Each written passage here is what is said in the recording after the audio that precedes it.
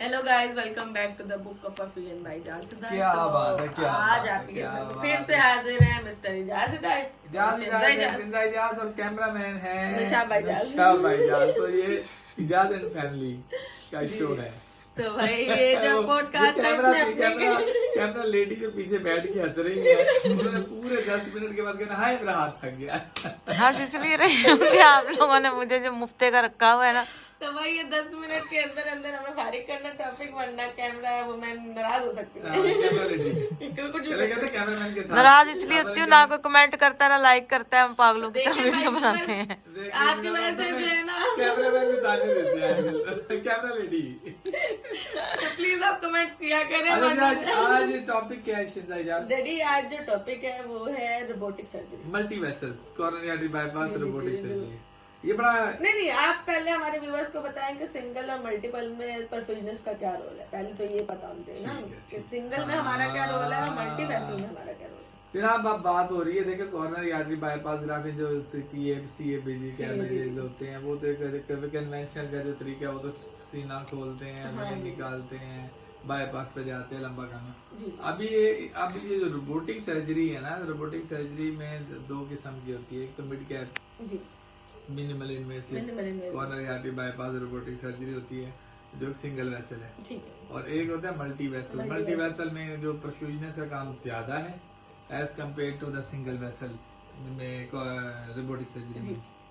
तो आप चाहेंगे मैं पहले आप सिंगल वेसल में बताएंगे क्या सिंगल वेसल में देखेंगे क्या होता है। क्या है कि ये सारा एंडोस्कोपिकली प्रोसीजर चल रहा होता है। आपका जो डॉक्टर है वो वेन जो एंडोस्कोपिकली निकालता है, वेन निकाल लेता है, ठीक है। तो अब सिंगल वेसल में तो वेन की भी जरूरत नहीं होती, वो तो इंटरनल मेमोरी इंटरनल मेमोरी जो होती है वो रोबोट निकालता है। Robot was controlled by the surgeon robot उस पे जॉयस्टिक पे बैठा होता है और रोबोट को जो है ना असिस्टेंट जो सेकंड सर्जन है वो नर्स के साथ मिलकर असिस्ट कर रही होती है। और वो क्या करते हैं, आपके जिस तरह लेप्रोस्कोपी की जाती है ना, सेम लेप्रोस्कोपी की तरह वो आपके एम्बोलाइकल में एक कैमरा डालते हैं, साइडों पे दो टोकार डालते हैं और उससे वो इंस्ट्रूमेंट पास वगैरह होते हैं, ठीक है। और ये थ्रोसिक्स अप्रोच के साथ ना वो थोड़ा सा रिब हटा के वहां से वो अप्रोच करते हैं इंटीरियर और उसके LED के अप्रोच करते हैं। वहां जाके जो आपकी जो लीमा है उसको ग्राफ्टिंग करते हैं। तो पहले जो उसको हार्वेस्ट रोबोट करता है, वंस रोबोट से वो हार्वेस्ट कर लेते हैं, जो कि काफी चैलेंजिंग होता है सर्जन के लिए। और उसके बाद वो without heart lung machine is backup, ठीक है। और वो फिर जो यहाँ कैविटी थ्रोसिक्स खोलते हैं तो वो जो ऑलरेडी एक एंड तो इंटरनल मेमोरी का लगा होता है तो दूसरा एंड वो उस पे लगाते हैं आपके हार्ट के ऊपर।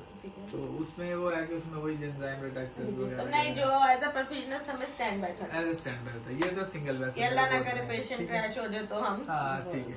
ये इसमें perfusionist as a backup no need to activate the perfusionist services, perfusion services, ठीक है। लेकिन जो मल्टी वेसल होता है, मल्टी वेसल में आपको एक से ज्यादा ग्राफ्ट लगाने हैं, तो उसमें ऑफ कोर्स आपको हार्ट को स्टॉप भी करना है, ठीक है, प्लीजिया भी देना है। उसके बाद वो इंटरनल मेमोरी तो रोबोट निकालता है, robot was controlled by the cardiac surgeon, ठीक है। रोबोट से निकालते हैं उसको, मोबिलाइज कर लेते हैं, इंटरनल मेमोरी को रेडी कर लेते हैं। एंडोस्कोप से ग्राफ्ट वो वेन हार्वेस्ट कर लेते हैं, एक पाइप से डाल के वो निकाल लेते हैं। जब वो रेडी होती है तो then they cannulate the patient, आपकी जो फीमोरल वेन को कैनुलेट करते हैं और वीनस के लिए एक्सेस वॉल्यूम लेने के लिए। और कुछ सेंटर में जगलर सो 2 कैनुले से भी ड्रेन कर लेते हैं। कोई सेकंड सेंटर में single cannula multi stage cannula use करेंगे फीमोरल, उससे उसके पीछे वैक्यूम लगाते हैं। तो और रिटर्न बैक जो करते हैं यानी कि आर्टिकल कैनुला वो आप फीमोरल आर्टरी में कर देते हैं। कभी कभी जो सर्जन है वो एक्सिलरी आर्टरी का ग्राफ लगा के आई थिंक आजकल एक्सिलरी वो नहीं सेंटर टू सेंटर वेरीफाई करता है।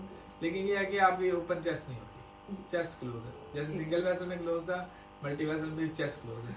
अब जब ये रेडी होता है तो इसमें कार्डियोप्लेजिया ज्यादातर प्रेफर किया जाता है, या तो कस्टोडियल दिया जाए या डेल नीडल दिया जाए, ताकि आपके पास जो हार्ट स्टॉप का जो टाइम पीरियड है वो कोई 2 घंटे का आपको मिल जाता है आराम से, ठीक है। अभी क्या कहते हैं, वंस पेशेंट की इंटरनल मेमोरी रेडी है, वेन रेडी है, तो वो सर्जन आपको बोलता है गो ऑन बाईपास। जी। अब बाईपास पे चले जाते हो एज अ रूटीन फैशन से, ठीक है। आईवीसी, जगलर और विद और मे भी सिंगल आईवीसी से ही वो ड्रेन कर लेते हैं फीमोरल वेन से, और उनको फीमोरल आर्टरी और इधर बाईपास इनिशिएट करने टेम्परेचर ड्रॉप करके 30 डिग्री 32 डिग्री कर लेते हैं। उसके बाद वो आपका अप्रोच थोरैसिक अप्रोच है, राइट थोरैसिक अप्रोच से हार्ट की तरफ, क्योंकि आपको इंटीरियर रोज का जो है ना एलएडी का पार्ट मिलता है, फ्रंट पार्ट हार्ट का। जब आप ऐसे पड़ा होगा ना, जब आप चेस्ट से खोलेंगे थोरैसिक से तो आपको हार्ट सामने नजर आएगा। तो उसमें 2 ग्राम एक मूवमेंट या 2 या 3 ग्राम लगा लेते हैं।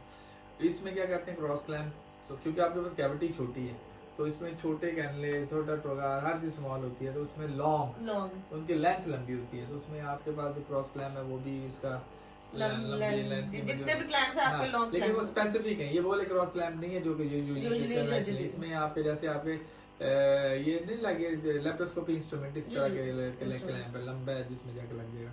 इसमें कार्डियोप्लीजिया नीडल भी लंबी चाहिए होती है।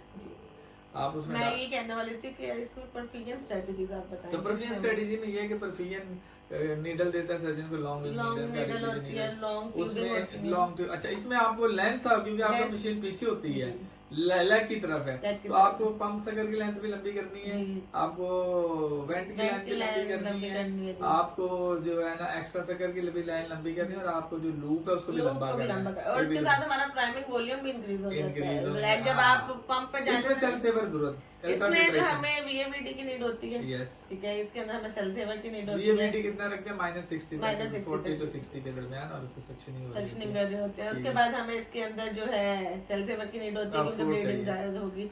इसके अलावा क्योंकि आप 1.5 से 1.5 लीटर जो आप डाल रहे हैं डेल नीडो या कस्टोडिया, तो उसको भी तो आपको फिल्ट्रेट करना होगा ना, तो हमें अल्ट्रा फिल्ट्रेशन की जरूरत होती है, ठीक है। तो ये 3 चीजें हमारे पास लाजमी होंगी। और टेम्परेचर अब 30 to 32 डिग्री आप कर लेते हैं, और फिर ये काम आगे जो होता है परफ्यूजन पे हार्ट को स्टॉप कर देते हैं, और then surgeon start working on that. जब वो काम कर लेते हैं तो जब ग्राफ्टिंग कंप्लीट होती है तो दे काम ऑफ, लेकिन ये है कि फ्रंट में सीना नहीं खुला होता।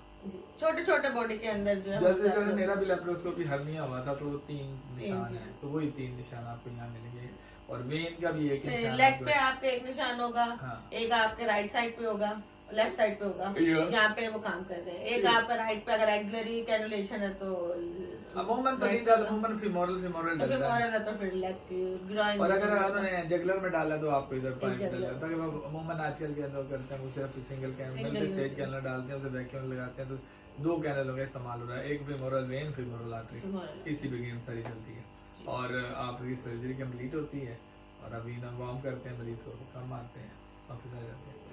कोई और तो नहीं इसमें किस बताने। जो मेन मेजर है वो ये है कि जो वेन हार्वेस्टिंग और जो लीमा है वो रोबोटिक प्रोसीजर है, और बाकी जो ग्राफ्टिंग है ब्लड गैसेस मैनेजमेंट भी इसकी वो तो बाकी तो एज अ परफ्यूजन, बाकी जब आप पंप इनिशिएट कर लेते हैं तो आई थिंक बाकी नॉर्मल सब जैसे नॉर्मल सर्जरी। बस इसमें आपको डिस्टेंशन से बचाना है, आपकी वेंटिंग अच्छी होनी चाहिए, वेंटिंग अच्छी होनी ये आप एक्सपर्ट आप उस पे, इसलिए आप इससे वैक्यूम लगाते हो, वीएवीडी जो लगा दिया ना वैक्यूम असिस्ट लेने, और आई थिंक 10 मिनट हमारे पूरे हो गए हैं, और उधर से सिग्नल आना शुरू हो गए। तो इससे पहले कि हम इस वीडियो को खत्म करें, आप लोगों को थोड़ा कैमरामैन बेहोश हो जाए, लाइक करें, शेयर करें, कमेंट करें, और वीडियो के साथ कैमरामैन का भी थैंक यू करें। यार मेरी तबीयत सही नहीं है, मेरी आंखें बंद हो रही हैं।